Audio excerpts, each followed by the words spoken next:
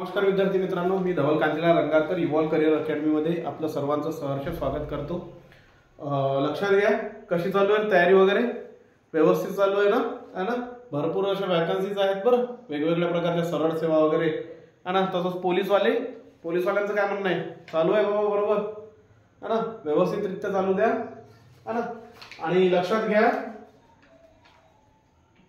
Group D वाल्यांना थोडीशी हे काय बाबा, शांत राहा, है ना? आणि शांत चित्ताने राहून काय करा, अभ्यास करा। अभ्यासाला स्टॉप नका करू देऊ, है ना? न्यूज तुमच्यापर्यंत पोहोचलेली असेलच आणि ते होणारच होतं, राईट? तर त्याच्यामुळे एवढंच लक्षात घ्यायचं की आता शांत होऊन अभ्यास करायचा, है ना? शांत होऊन म्हणजे शांतच व्हायचं नाही, शांत होऊन आपल्याला काय करायचं आहे, अभ्यास करायचा आहे। आता अगोदर आपण 60 दिवसांची स्ट्रॅटेजी घेतली, म्हणजे हे केली होती, पाहिली होती। आता थोडंसं त्याच्यात काय होईल, 1 दीड महिना किंवा 15 ते 20 दिवस त्याच्यामध्ये काय होईल, वाढेल, बरोबर आहे? कारण कोर्टाने सरळ म्हटलेलं आहे की जोपर्यंत काय होत नाही रे बाबा, केस क्लिअर होत नाही, तोपर्यंत तुमचं ग्रुप डी शक्य नाहीये, है ना? तर 30 ऑक्टोबर पर्यंत त्यांची सुनावणी आहे, 30 ऑक्टोबरला त्यांचं काय डिक्लेरेशन देतील, ठीक आहे? तत्पूर्वी एवढं लक्षात ठेवा, आपलं काय चालू होतं, पोलीस भरतीसाठी तसेच तलाठी आणि सर्व सरळ सेवेसाठी जो मराठी आहे, त्याला मराठी सब्जेक्ट आहे, मराठी विषय आहे, त्याचा आपण काय करून राहिलो, टॉपिक वाईज, है ना? क्वेश्चन आन्सरच्या स्वरूपामध्ये आपण काय करून राहिलो, चॅप्टर वाईज, टॉपिक वाईज आपण काय करतो, सराव प्रश्नसंच पाहतो, ठीक आहे?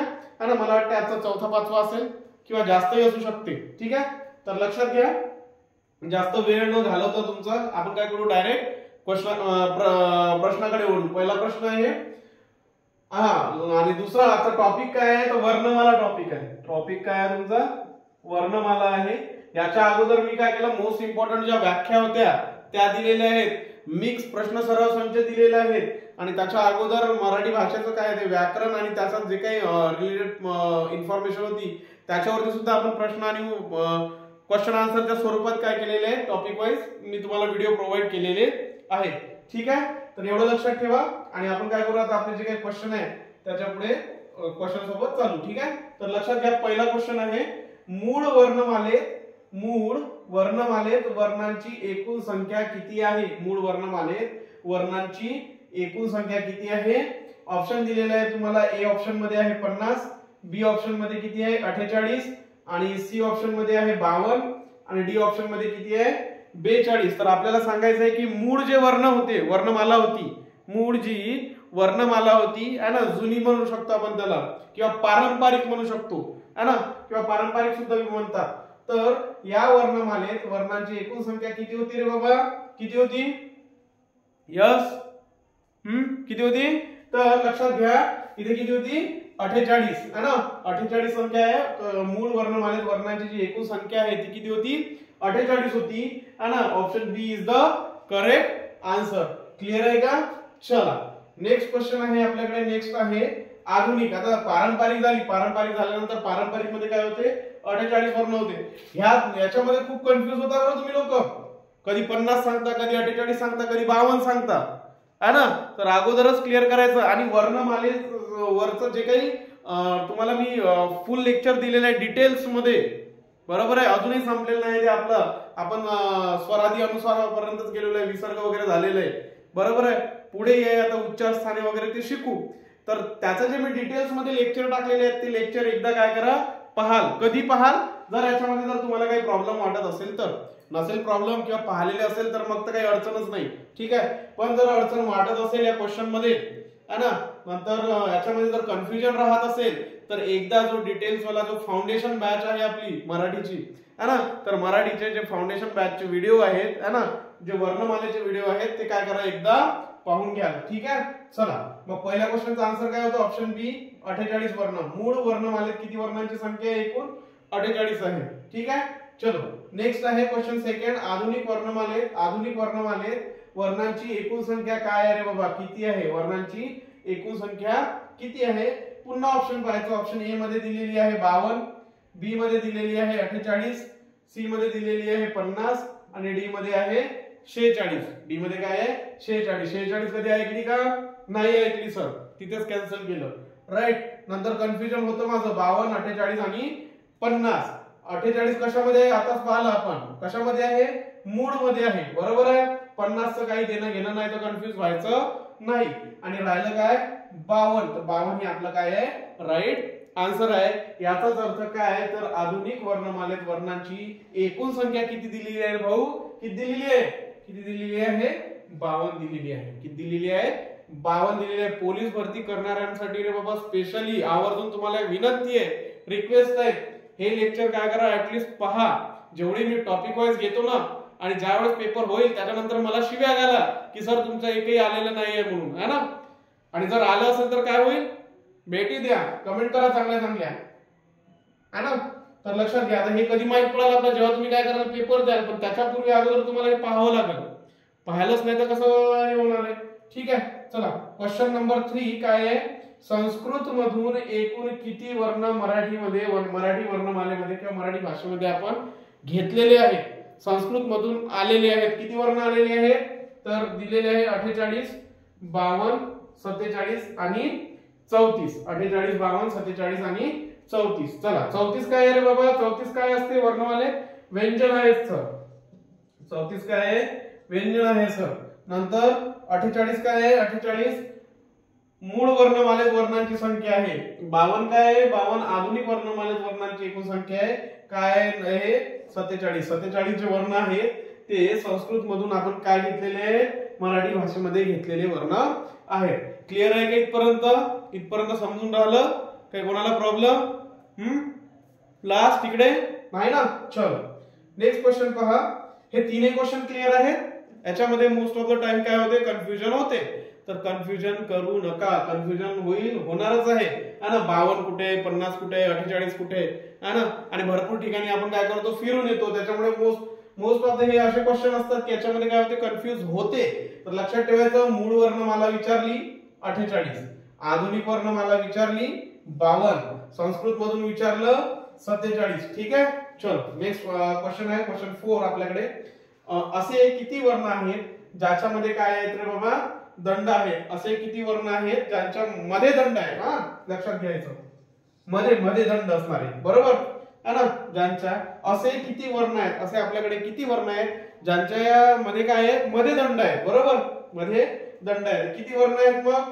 ऑप्शन दिलेले आहे. ऑप्शन ए मध्ये 2, ऑप्शन बी मध्ये 4, ऑप्शन सी मध्ये 3 आणि ऑप्शन डी काय आहे? 5. ऑप्शन डी काय आहे? 5. मग वर्णमाला तर शिकलेले आहेत ना, वर्णमाला शिकलेले आहे ना. मग याचा आन्सर काय असेल तुम्हाला माहित असेल. काय आहे मग आन्सर? यस. किती आहे? हा यस बरोबर. किती? 2. किती आहे? 2 वर्ण आहेत. असे किती वर्ण आहेत ज्यांच्या मध्ये काय आहेत रे बाबा? मध्ये दंड आहे. दंड म्हणजे ही अशी रेखा, ही रेखा है ना. त्याला काय म्हटलंय त्यांनी? दंड. रेख म्हणतो आपण त्यांना, रेष म्हणतो, रेखा म्हणतो, है ना. तर दंड म्हणजे काय होते? रेख, रेषा, रेख, है ना. क्लिअर आहे. तर मग कोणकोणते वर्ण आहेत असे की ज्यांच्या मध्ये काय आहे? दंड आहे. तर लक्षात घ्या आपल्याकडे क बघितलं असेल तुम्ही, क बरोबर. क आहे. क हा असा वर्ण आहे, हा असा दंड असतो आणि अशा पद्धतीने क लिहितो, राईट. हा जो आहे हा मध्ये आहे ना दोघांच्या. ठीक आहे. याचाच एक आणखी दुसरा आहे. कोणता आहे? फ ऐकला असेल. फ ऐकला आहे, शिकले सगळं है ना. फ सुद्धा काय आहे? मध्ये दंड असणारा वर्ण आहे. समजून राहिलं का?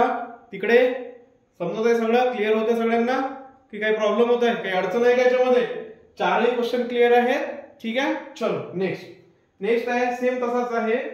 शेवटी स्वतंत्र उभा दंड असलेले वर्ण किती आहेत? शेवटी स्वतंत्र उभा दंड असलेले शेवटी स्वतंत्र उभा दंड असलेले वर्ण किती आहेत? म्हणजे असे वर्ण ज्यांच्या शेवटी काय आहे? स्वतंत्र, म्हणजे ते चिकटून बिकटून आलेले नाहीये.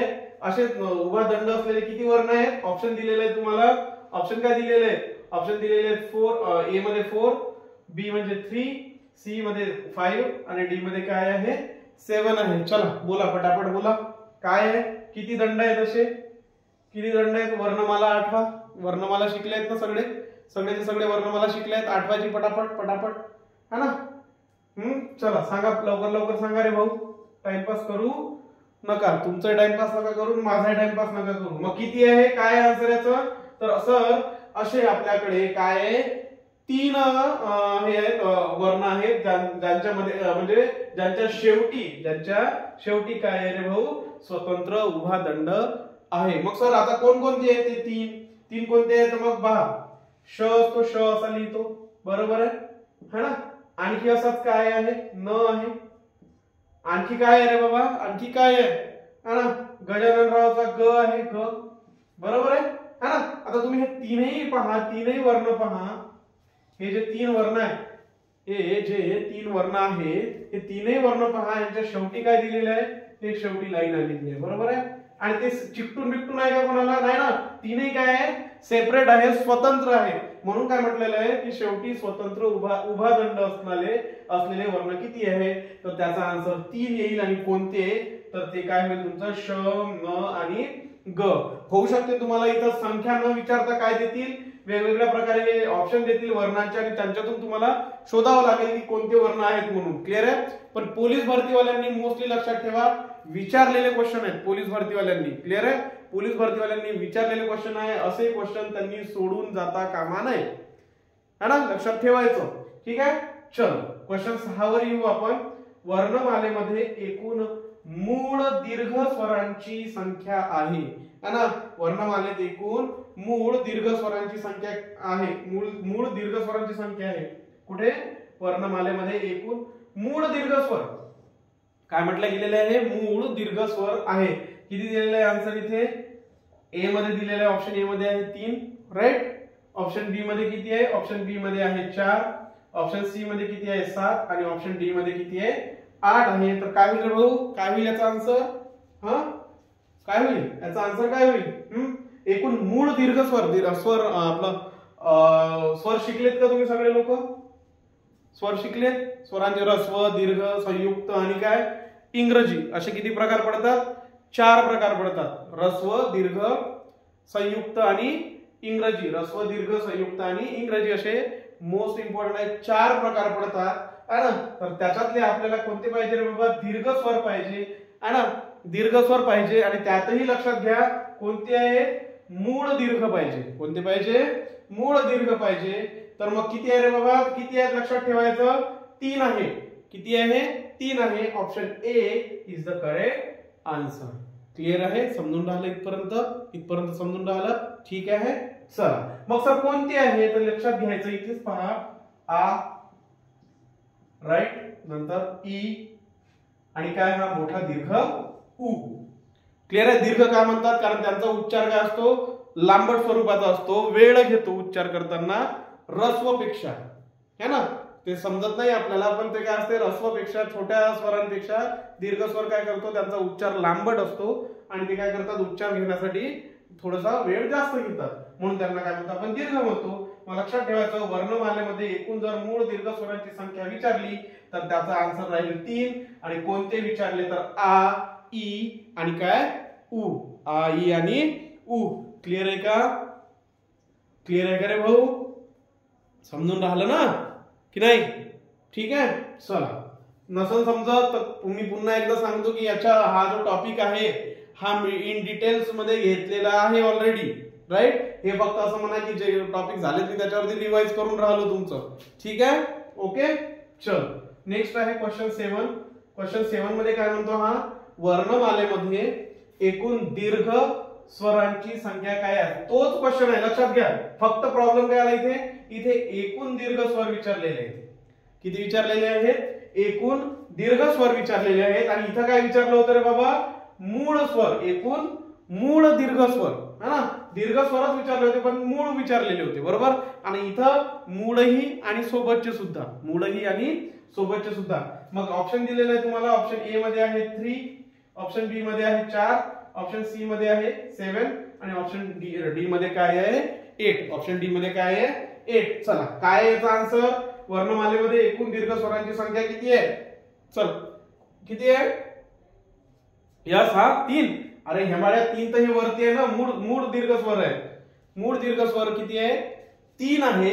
आणि आपल्याला इथे काय पाहिजे, एकूण दीर्घ स्वर पाहिजे, म्हणजे मूळ वगैरे सगळे आले त्यात, प्रायमरी सेकंडरी सगळे है ना. मग ते किती आहेत, पूर्ण किती आहेत ते, है ना. काय आहे सर, ऑप्शन सी 7. काय आहे 7 आहेत. लक्षात घ्या कोणकोणते आहेत मग ते, तर पहिला आहे आपल्याजवळ आ, दुसरा काय आहे ई, है ना मोठा, नंतर काय आहे उ, नंतर काय येते ए, ऐ, ओ आणि काय औ. क्लिअर आहे? पाहून घ्यायचं, ते मोजून घ्यायचं किती आहेत ते 1 2 3 4 5 6 आणि 7 है ना. असे काय आहेत आपल्याकडे सगळेचे सगळे हे दीर्घ स्वर आहेत.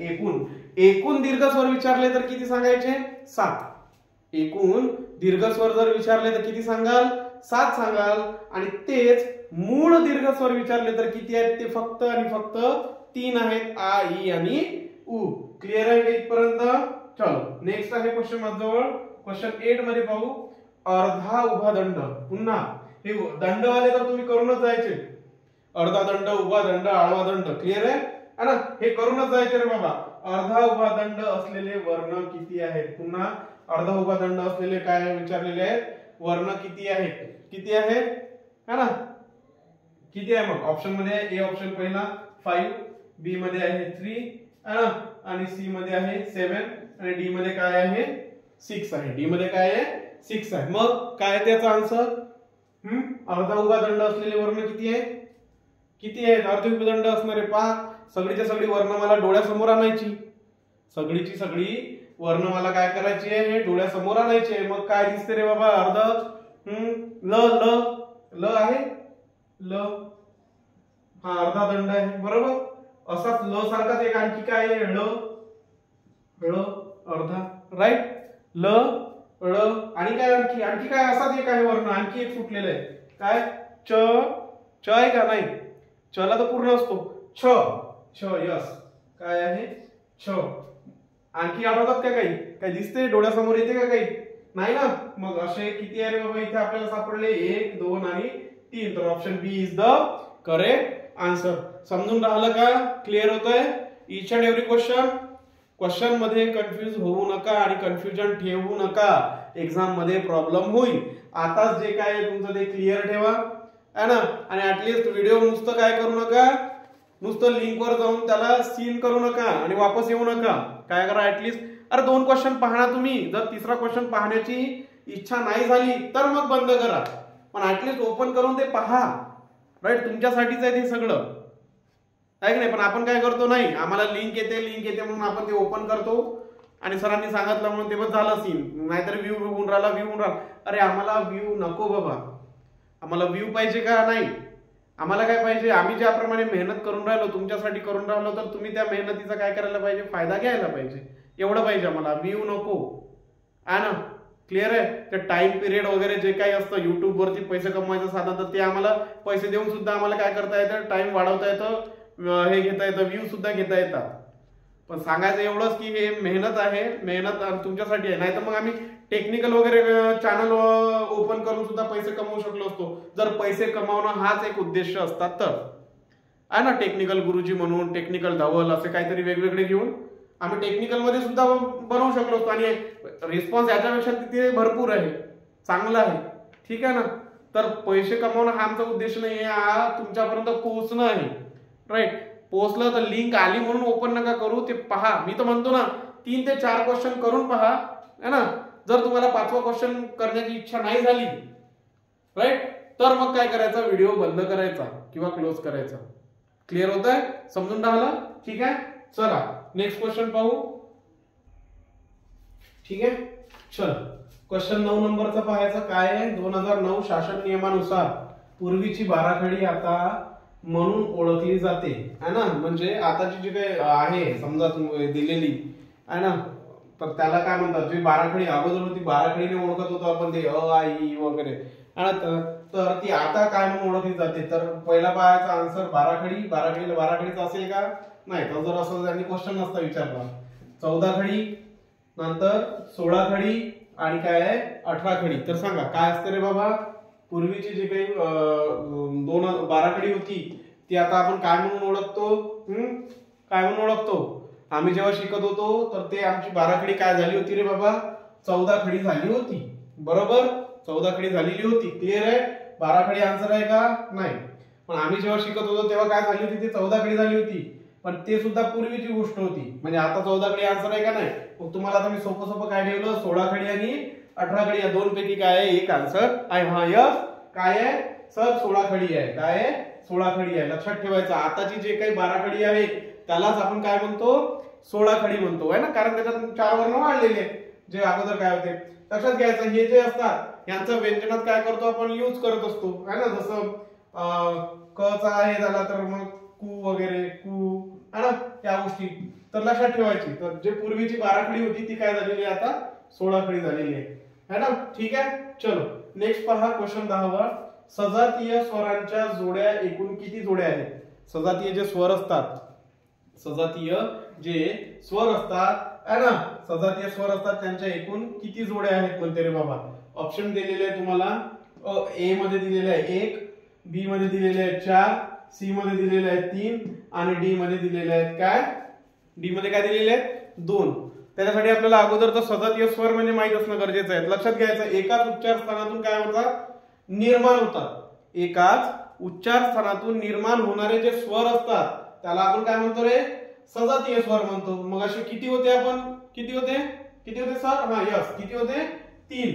सजातीय स्वरांच्या ज्या काही जोड्या आहेत त्या किती आहेत, 3 आहेत. लक्षात घ्या कोणत्या, तर अ बरोबर आ, समजून राहिलं, ही पहिली जोडी झाली. नंतर ई, क्लिअर आहे. ऱ्स्व दीर्घ आणि काय उ आणि उ. लक्षात घ्या ना, जेव्हा तुम्ही हे अ आ ई उ चा काय करता, उच्चार करता है ना, तर त्यात तेवढ्यांची काय उच्चार स्थान जे आहे ना ते काय सारखंच आहे.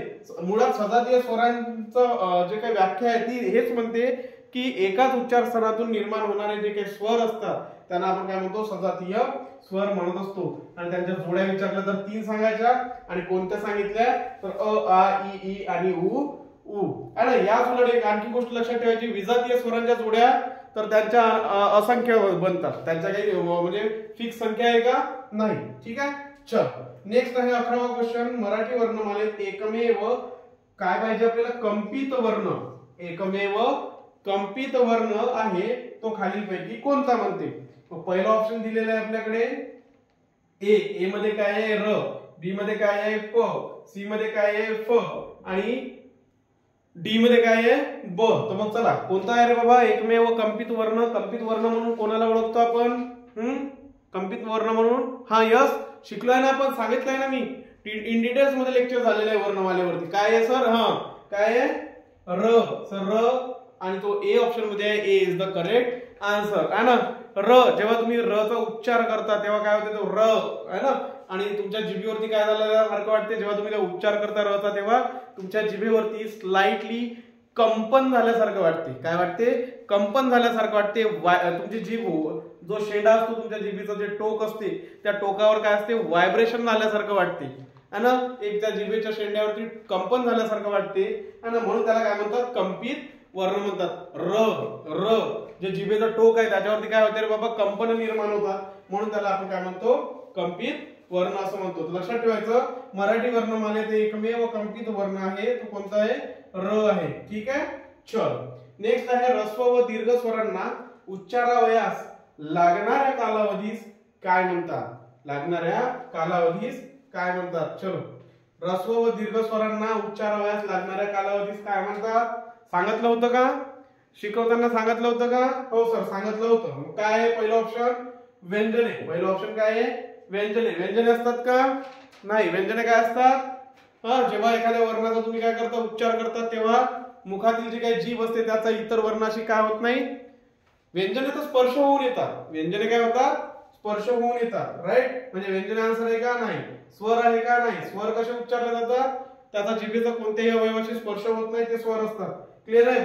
आणि स्वरलाप नाहीये, म्हणजे याचा राईट आन्सर काय आहे, मात्रा. काय असतात त्या, मात्रा असतात. ऱ्स्व आणि दीर्घ स्वरांना उच्चारावयास लागणाऱ्या कालावधीस काय म्हणतात रे भाऊ, काय म्हणतात, तर त्यांना मात्रा असे म्हणतात. काय म्हणतो आपण, त्यांना मात्रा असे म्हणतो. Is that clear. क्लिअर होत आहे, समजून राहिलं का सगळं डोक्यावरून चाललं. ह्याच्यात का डोक्यावरून जाण्यासारखं आहे, हे चॅप्टर ऑलरेडी आपण कंप्लीट केलेलं आहे. राईट, मग कंप्लीट केलेलं आहे याच्यावरती फक्त आपण असं एक म्हणा की आपली रिव्हिजन होत आहे. पोलीसवाल्यांसाठी त्यांचा जे काही डाटा आहे तो आपण अवेलेबल करून देत आहे. ठीक आहे, चलो नेक्स्ट आहे क्वेश्चन 13. क्वेश्चन 13 काय आहे, द्राविडियन वर्णांची संख्या आहे. द्राविडियन वर्ण, यस सगळ्याच्या शेवटी शिकलो होतो आपण द्राविडियन वर्ण. किती आहे द्राविडियन वर्ण? किती आहे सर? किती संख्या आहे? Option A is the correct answer. है ना? किती आहे? एक आहे सर. किती संख्या आहे त्याची द्राविडियन वर्णाची? एक आहे. आणि कोणता म्हटलं तर सांगता येईल का रे? कोणता आहे? मी जर म्हटलं चला सांगा बरं द्राविडियन वर्ण कोणता आहे?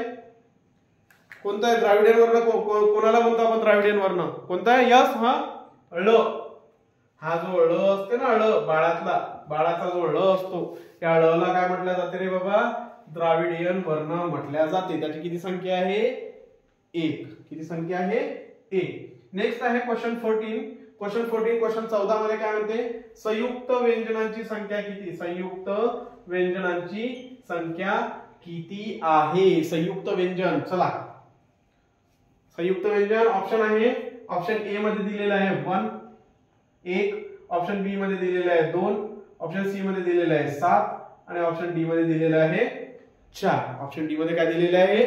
4 दिलेला आहे. तर चला किती आहे संयुक्त व्यंजन? संयुक्त व्यंजनाची संख्या किती असते? किती आहे सर? संयुक्त व्यंजन आमच्याकडे किती आहे?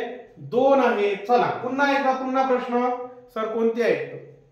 सर ते जे संयुक्त व्यंजने आहे ज्याची संख्या 2 आहे ते संयुक्त व्यंजने कोणती आहे मग? तर लक्षात ठेवायचं क्ष आणि ज्ञ. क्ष आणि ज्ञ हे काय आहे? संयुक्त व्यंजने आहेत. हे आहे का रे? बरोबर आहे का? हा बरोबर आहे. शिकले आहेत ना? वर्णमाला मी शिकवली पूर्ण. हे बरोबर आहे? नाही का? नाही सर याचा काय करा? पाय मोडा तेव्हाच हे काय होतील? व्यंजने होतील है ना? अदरवाइज काय होईल रे बाबा? जर यांचा मी पाय नाही मोडला यांना मी असं क्ष आणि फक्त काय केलं? ज्ञ ठेवलं तर हे काय म्हणून यूज होतात? जोडाक्षरे. यांना काय म्हटलं जाते? जोडाक्षरे म्हटलं जाते. क्ष आणि ज्ञ विदाऊट त्यांचा पाय मोडला नसेल तर. म्हणजे जर यांचा पाय मोडलेला नसेल तर हे जोडाक्षर म्हणून यूज होतात. नाही तर त्यांचा जर पाय मोडला असेल तर त्यांना आपण काय संबोधतो? व्यंजने संबोधतो. व्यंजने संबोधतो. क्लिअर आहे? समजून राहिलं की प्रॉब्लेम होतोय? नाही ना? चल झालेलं आहे सगळं. तर काय प्रॉब्लेम होणार आहे? 15 नंबरचा क्वेश्चन आहे. मराठी वर्णमालेत एकूण महाप्राण व्यंजन किती? मराठी वर्णमालेत एकूण महाप्राण व्यंजन किती? गुगली आहे रे बाबा. आम्हाला काय माहित आहे? आम्हाला महाप्राण व्यंजन फक्त मराठीतला कोणता माहिती आहे? हा यस हा आम्हाला काय माहिती आहे? फक्त ह माहिती आहे सर. आम्हाला काय माहिती आहे? ह माहिती आहे ना? महाप्राण व्यंजन म्हणजे ती कोणती व्यंजन असतात ज्यांचा उच्चार करत असताना आपण काय करत असतो? जे फुफ्फुसाद्वारे जे आहे ना तोंडातून हवा काय होते? पास होते है ना? त्या वर्णांचा उच्चार करत असताना हवा मोकळी होते, हवा सोडली जाते. राईट? त्याला आपण काय म्हणतो? महाप्राण म्हणतो. त्याला आपण काय म्हणतो? महाप्राण. ह म्हणतो तेव्हा काय होते? फुफ्फुसातून जी हवा निघते ती तोंडावाटे बाहेर सोडल्या जाते है ना? सोबतच एक लक्षात घ्यायचं महाप्राण व्यंजने ओळखायसाठी एक ट्रिकही दिलेली होती. काय की असे वर्ण ज्याच्या शेवटी काय असेल रे बाबा? ते लिहिताना जसं माझ्याजवळ आता ख आहे. हा ख मी इंग्रजीत कसा लिहीन? के आणि एच. ख कसा लिहीन मी? के आणि एच लिहीन. तर या ख चा जो शेवट झाला कशाने झालेला आहे? एच ने झालेला आहे. कशाने झालेला आहे? एच ने झालेला आहे. तर लक्षात ठेवायचं असे वर्ण ज्यांचा शेवट कशाने होतो रे बाबा? इंग्रजीतील अक्षर एच ने होत असेल तर ते सुद्धा वर्ण काय असतात? महाप्राण व्यंजने असतात. ते वर्ण सुद्धा काय असतात? महाप्राण व्यंजने असतात. म्हणजेच तुमचा हा आणि प्लस याच्यामध्ये किती असतात? 13 व्यंजने आहेत. ते शोधत बसायचं. आता ते शोधून दाखवू का मी? नाही. आणि ते शोधत बसायचं. कसं शोधाल की शेवटचा जो शेवट आहे तो कशाने होईल? एच ने होईल. कशाने होईल? एच ने होईल. तर असे आपल्याकडे टोटल किती वर्ण आहेत? 14 वर्ण आहेत. Option C is the correct answer. आणखी एक गोष्ट लक्षात ठेवायची. महाप्राण व्यंजने शोधत असताना जो च आहे, च म्हणतो आपण त्याला. काय म्हणतो आपण त्याला? इथं लिहितो मी च. आता ह्या च चं स्पेलिंग लिहित असताना मी सी एच लिहितो. च चं स्पेलिंग लिहित असताना मी काय लिहितो? सी एच लिहितो. पण एक लक्षात घ्या. आणि आपण इथे काय म्हटलंय की ज्याचा शेवट कशाने होत असेल? इंग्रजी अक्षर इंग्रजी लेटर एच ने होत असेल ते महाप्राण असते. पण हा एक च जो आहे हा काय आहे? तुमचा अपवाद आहे. काय आहे? अपवाद आहे. याच्या शेवटी एच जरी येत असेल तरी तो महाप्राण आहे का? च महाप्राण आहे का? नाही. च महाप्राणात येत नाही. तो अल्प प्राणात जातो. क्लिअर आहे? ठीक आहे इथपर्यंत? चल नेक्स्ट म्हणजे किती झाले ते? मराठी वर्णमालेत एकूण महाप्राण व्यंजन किती आहे? 14 आहे. 14 आहे. किती आहे? 14. ठीक आहे. चला नेक्स्ट आहे 16 नंबरचा हे आहे 16 नंबर, ठीक आहे. 16 नंबरचा पहा, वर्णमालेत एकूण व्यंजने आहेत. वर्णमालेत एकूण व्यंजने आहेत. किती असतात रे बाबा? आता हा एक्सप्लेन करत बसत नाही, ठीक आहे. तर ए आहे 48, बी आहे 34, सी आहे 52 आणि डी आहे 50. व्यंजने विचारलेले आहेत. एकूण संख्या विचारली आहे का वर्णांची? नाही. तर व्यंजने किती असतात? 34 असतात. व्यंजने किती आहेत? एकूण 34 असतात. क्लिअर आहे इथपर्यंत? चल 17, ठीक आहे मित्रांनो. नेक्स्ट क्वेश्चन पहा. 17 नंबरचा क्वेश्चन आहे, अल्पप्राण व्यंजनांची एकूण संख्या किती? अल्पप्राणचे व्यंजन असतात त्याच्यात जे ह ची छटा आहे ती काय असते? ह ची छटा कमी असते, म्हणजे नसल्यासारखीच असते, है ना. म्हणजे उच्चार करत असताना ह चा तुम्हाला काय होत नाही, ती म्हणजे ह चा तुम्हाला काय बोलू शकतो आपण त्याला, ह चा उच्चार फील होत नाही, बरोबर. ह ची छटा नसते मराठीमध्ये, सरळ सरळ सांगण्यास, है ना. पण आता ते छटा बिटा आताच्या मुलांना समजणं कसं आहे, कठीण जाते. तर त्यांना सरळ सांगतो की उच्चार करत असताना ह चा कुठेच काय होत नाही, संबंध येत नाही, ह चा फील होत नाही. महाप्राणमध्ये काय होत होतं? ह चा उच्चार होत होता, राईट, है ना. आणि फुफ्फुसातली हवा काय होता? तोंडावाट्या बाहेर सोडल्या जात होती, राईट. तर तो काय होता? महाप्राण होता. पण अल्पप्राणामध्ये असं होते का? नाही, ह चा उच्चार होत नाही. महाप्राण कसे ओळखत होते? इंग्रजी लेटर एच वरून, राईट. तर लक्षात घ्या, हा काय म्हणतो? अल्पप्राण. अल्पप्राणात ह ची छटा नसते, है ना. आणि काय विचारलेलं आहे? व्यंजनांची एकूण संख्या. अल्पप्राण व्यंजनांची एकूण संख्या दिलेली आहे आपल्याकडे. किती आहे? पहिलं ऑप्शन 14, सेकंड ऑप्शन आहे 21, थर्ड ऑप्शन आहे सी 20 आणि डी आहे 16. डी काय आहे? 16. पहिल्या ऑप्शन मध्ये 14, सेकंड ऑप्शन मध्ये 21, सी मध्ये आहे 20 आणि डी मध्ये काय आहे? 16 आहे. किती असते रे? किती असते? मी ईच अँड एव्हरी टॉपिक काय केलेलं आहे तुम्हाला सांगितलेलं आहे. प्रत्येक गोष्ट मी तुम्हाला काय केलेली आहे इथे एक्सप्लेन केलेली आहे. ज्यावेळेस मी काय केलं, फाउंडेशन लेक्चर घेत होतो, बरोबर आहे. आणि त्यावेळेस मी सांगितलं होतं की ही बेसिक पासून, हे बेसिक पासून काय होते रे बाबा, ऍडव्हान्स पर्यंतची बॅच आहे. कोणी याला काय करू शकते? वाचू शकते, रीड करू शकते, कोणी अभ्यासासाठी प्रिपेअर करू शकते. क्लिअर आहे? तर लक्षात घ्यायचं, किती संख्या आहे रे बाबा व्यंजनांची? एकूण 20 आहे. अल्पप्राण व्यंजने जर विचारले तर किती असतात ते? 20 आहे. तेवढं लक्षात ठेवायचं. अल्पप्राण व्यंजने किती आहे? 20 आहे. तर लक्षात ठेवायचं, है ना. लक्षात ठेवायचं. आता कोणते ते मी सांगत बसत नाही, ते तुम्हाला मी डिटेल्स मध्ये घेतलेलं आहे आणि एवढा वेळ काही आता आपल्याकडे नाहीये. क्लिअर आहे? टेस्ट आहे, टेस्ट प्रमाणे आपण चालू, ठीक आहे. चल क्वेश्चन 18 आहे. क्वेश्चन 18 मध्ये म्हणतात की वर्णमालेत एकूण किती अर्धस्वर आहेत? किती आहेत रे अर्धस्वर? वर्णमालेत एकूण किती अर्धस्वर आहेत? किती अर्धस्वर असतात वर्णमालेत? एकूण किती अर्धस्वर आहेत? किती आहेत? जे अर्धस्वर म्हणजे काय? जे स्वर म्हणून यूज होतात आणि ऍक्च्युअली काय असतात ते? ऍक्च्युअली काय असतात ते? व्यंजने असतात.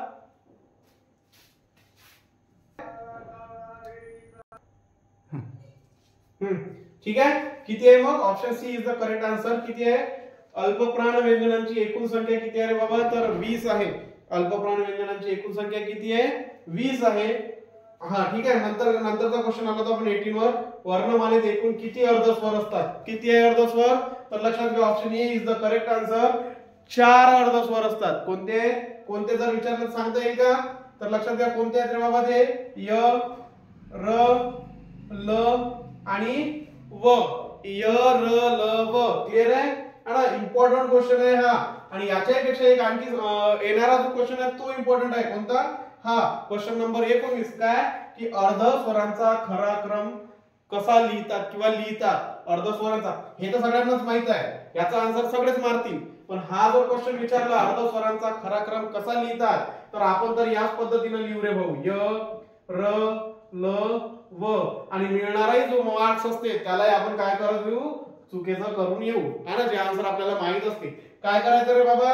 तर म्हणजे आता य, र, ल, व हे तर रॉंगच आहे, मी तिथेच क्लिअर केलं.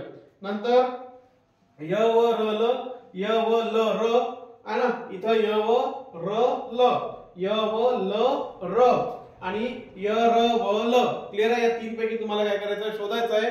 तर मी सांगतो, है ना, विनाकारण काही डोक्याला ताण देऊ नका. हे जे सिक्वेन्स आहे य व र आणि काय ल, य व र आणि ल, तर हे काय रे बाबा? अर्धस्वरांचा जो खरा क्रम असतो तो क्रम हा असा असतो. ठीक आहे? इथपर्यंत क्लिअर आहे? हा. नंतर पुन्हा एक क्वेश्चन विचारू शकते, सर अर्धस्वरांचा जो उच्चार आहे तो कशा प्रकारे होईल? तर क्लिअर आहे इथपर्यंत. तर लक्षात ठेवायचा हा जो उच्चार असतो,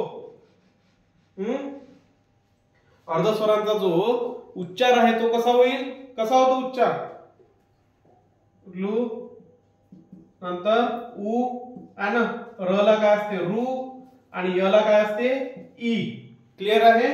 लक्षात घ्यायचं य र ल व यांचा जो उच्चार आहे ई रू लू उ. आणि एक मोस्ट ऑफ द लक्षात टाइम काय लक्षात ठेवावं लागणार आहे तुम्हाला, हे सगळेच्या सगळे उच्चार काय असतील, रस्व असतील. काय असतील, रस्व उच्चार असतील. दीर्घ असणार आहे का, नाही, सगळेच्या सगळे उच्चार हे रस्व असतील. अर्धस्वर कारण ते कधी कधी काय असतात, ते व्यंजन जरी असतील पण स्वरांसारखे काय करतात, काम करतात. क्लिअर आहे. 19 नंबर. चलो 20 नंबर. आणि आजचा काय आहे बाबा, हा शेवटचा प्रश्न आहे.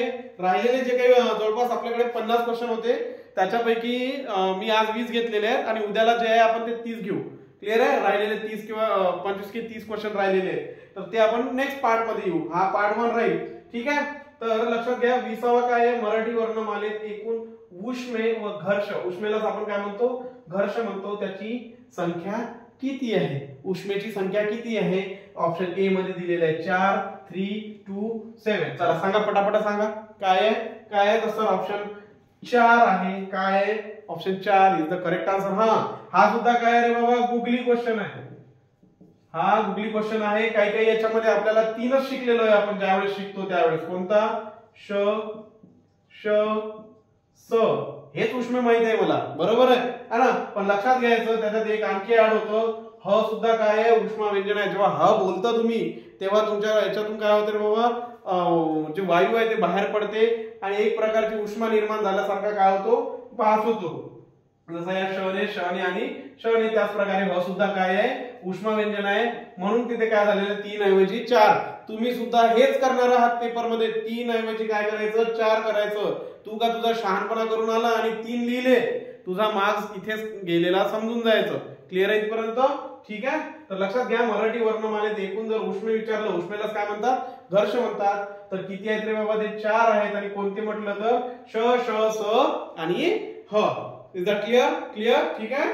इथपर्यंत काही कोणाला प्रॉब्लेम आहे का या 20 क्वेश्चन मध्ये, 20 क्वेश्चन मध्ये काही कोणाला प्रॉब्लेम होते का, नाही ना. जर काही प्रॉब्लेम असतीलही तर मी ऑलरेडी तुम्हाला काय केलेलं आहे, सांगितलंय की मी ऑलरेडी काय केलेलं आहे, याची प्लेलिस्ट टाकलेली आहे. त्या प्लेलिस्ट मध्ये जायचं, वर्णमाला प्रकरण काढायचं, चॅप्टर काढायचं, त्यातला पार्ट 2 किंवा पार्ट 3 आहे ना. त्याच्यामध्ये कशाला पार्ट 1 पासूनच पहा, जेणेकरून तुमचा ईच अँड एव्हरी कॉन्सेप्ट काय होईल, क्लिअर होऊन जाईल, है ना, है ना. ठीक आहे, ठीक आहे तोपर्यंत. आणि आता जो मी आधी अजून एकदा क्लिअर करतो की आता जो सेकंड पार्ट आहे, तो सेकंड पार्ट काय करू आपण, नेक्स्ट लेक्चर मध्ये त्याला काय करू, इन्क्लूड करू. नेक्स्ट लेक्चर मध्ये तो सेकंड पार्ट आपण काय करू, फिनिश करू. ठीक आहे. इथपर्यंत काय करू आपण, आता इथे आपलं सेशन जे आहे ते सेशन काय करू रे भाऊ, थांबू. काय करू, आता आमचं काम तर झालं, तुमचं काम काय आहे, जर व्हिडिओ आवडत असेल, तुमचा फायदा होत असेल त्याच्यातून, जर बेनिफिटेबल काही वाटत असेल तर कमेंट करा, लाईक करा आणि सबस्क्राईब करायला विसरू नका. जे तुम्ही काहीच करत नाही, या 3 गोष्टी करत नाही, कमेंटही करत नाही, लाईकही करत नाही, सबस्क्राईबही करत नाही, फक्त पाहता, तर व्हिडिओही पाहत नाही, तर ऍटलीस्ट काय करा, व्हिडिओ तरी कंप्लीट पहा. ना कमेंट करा, ना लाईक करा, ना सबस्क्राईब करा, हा. पण व्हिडिओ ऍटलीस्ट पूर्ण पहा, तुमचाच फायदा आहे. ठीक आहे, ठीक आहे, ओके. ठीक आहे. जय हिंद.